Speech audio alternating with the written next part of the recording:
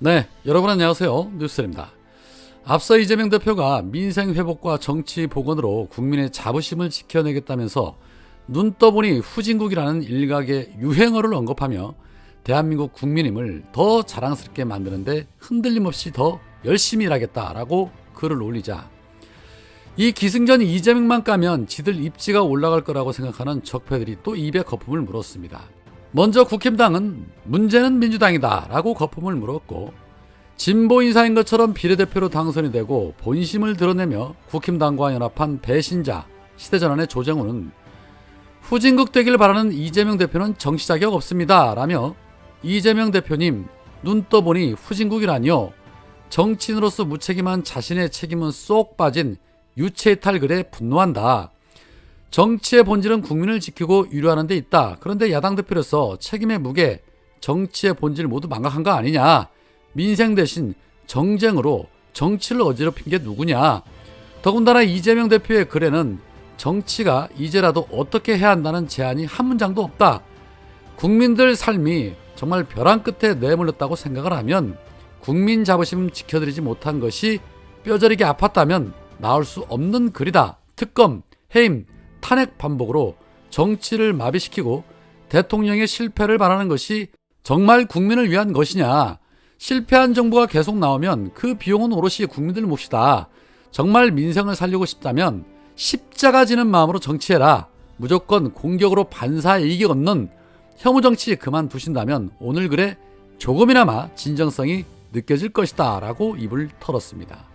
사돈 낱말하고자 빠졌습니다. 무조건 공격으로 반사이익 얻으려는 자는 본인 아닙니까?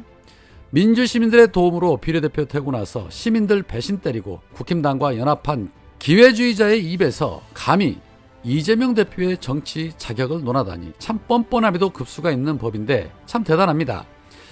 이재명 대표 의혹에 대해서는 입에 그렇게 거품을 물어가면서 김건희 특검은 왜 정쟁입니까?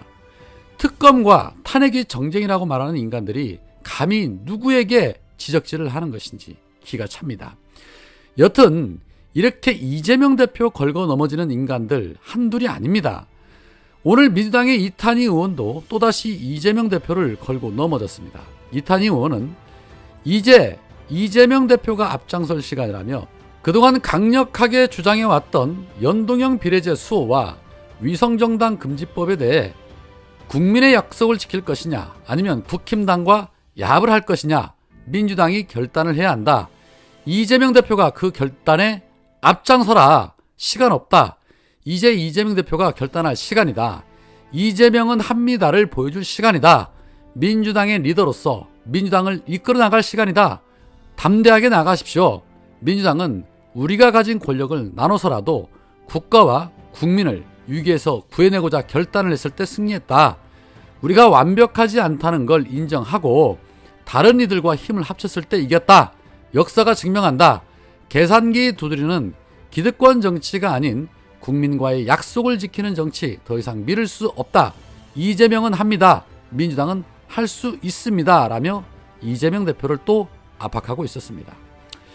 자, 이탄희 의원의 주장에 대해서 다양한 의견들이 존재하고 있는 것으로 알고 있습니다. 그런데 정치는 시기와 때가 매우 중요합니다. 계산기를 두드리지 않아도 될 시기라면 이탄희 의원의 주장, 그리고 이재명 대표 본인이 주장했던 다당제가 옳은 방향이라고 생각을 합니다. 해서 송영길, 추미애, 용해인 의원 등도 할 것 없이 수많은 민주당 의원들도 연동형 비례제로 가야 한다라고 주장하고 있는 것이죠. 그런데 문제는 국힘당은 그럴 생각이 추호도 없다는 것입니다. 위성정당 금지법을 받아들이지도 않을 뿐더러 윤석열이 거부권을 행사할 수도 있고 위헌 청구 소송 등 온갖 수단과 방법을 동원하며 또 위성정당 만들 게 자명하다는 것입니다. 최소한 연동형 비례제도로 가려고 하려면 지금처럼 검사들이 난리치는 이 검사 독재 국가가 아닌 민주주의가 회복이 되고 나서 나라가 안정이 됐을 때 그때 해야 된다고 봅니다. 지금도 국회 입법을 무시하고 시행령으로 통치하고 있는 마당에 국힘당에 비례대표 깔아주고 가자는 거 어불성설입니다. 다 같이 죽자는 것이죠. 차기 총선에서 과반 이상을 얻기 위해서는 윤석열 정권이 어떤 짓을 벌일지 눈에 뻔히 보이는데 거기에 힘을 실어주자는 그런 논리밖에 안 된다고 봅니다. 그리고 이재명 대표님에게 결단하라고만 주문하지 마시고 국힘당에 좀 제안하고 결단하라 요구하고 윤석열 정권에게도 시행령 통치 좀 작작하고 거부권 행사도 좀 작작하라고 결단을 좀 촉구해 주십시오. 왜 늘 기승전 이재명 대표입니까? 현실 정치와 이상 정치 구분해야죠. 약속은 약속이라며 국힘당에 법사위 내주고 본인이 직접 법사위에 있어 보니 어떻게 할만합니까? 소통이 잘 되고 협치가 잘 됩니까? 저들이 어떤 자들이라는 거 직접 경험을 해보고도 자꾸 이상 정치만 주장을 하며 이재명 대표에게 부담을 주는 것은 아니라고 봅니다. 그거 말고도 지금 민주당이 밀어붙여야 할 현안들 발목 잡기 위해서 오로지 정쟁으로 몰고 있는 국힘당의 모습도 한번 보십시오. 이동관 탄핵, 검사 탄핵 막기 위해서 본회의도 방해하고 있습니다. 거기에 문제가 또 하나 있죠. 바로 김진표 국회의장입니다.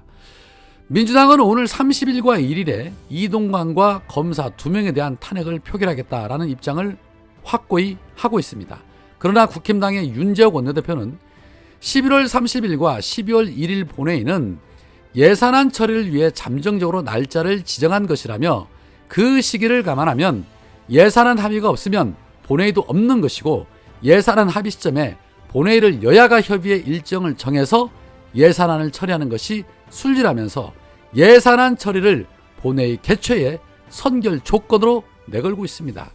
이에 민주당은 이달 30일과 다음 달 1일 본회의 개최는 이미 여야가 합의했다는 점을 강조하면서 본회의 개최를 국민의힘이 반대할 명분 없다라고 주장을 하고 있고 특히 탄핵 소추안은 본회의 보고 24시간 이후 72시간 이내 표결을 해야 하기 때문에 민주당 입장에서는 연달아 열리는 본회의 일정이 처리하는 것이 유리합니다. 해서 국힘당이 예산안 심사 지연을 내세우며 일정을 방해를 하더라도 단독으로라도 본회의를 열겠다는 그런 입장입니다. 그렇기 때문에 이 본회의를 열지 말지 여부는 김진표의 결정에 달려 있는데 그동안 김진표는 여야가 합의를 하지 않으면 본회의를 열지 않겠다는 입장을 줄곧 고수를 해왔기 때문에 김진표의 결단에 따라 이동관 탄핵이 이루어지느냐 마느냐 중대 기로라는 것입니다. 지난해에도 예산안 처리 과정에 데드라인을 4차례나 미루면서 여야 합의를 촉구한 전례가 있기 때문에 30일 날 본회의 열리지 않을 수도 있다는 것이죠.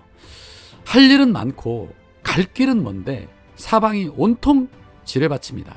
그렇다고 목적지를 바꿀 수는 없지요. 의지만 있으면 다 해낼 거라 봅니다. 제발 다음 국회의장은 꼭 추미애 전 장관 같은 분이 되셨으면 좋겠습니다. 아주 그냥 수박들 징글징글합니다. 오늘은 여기까지입니다. 고맙습니다.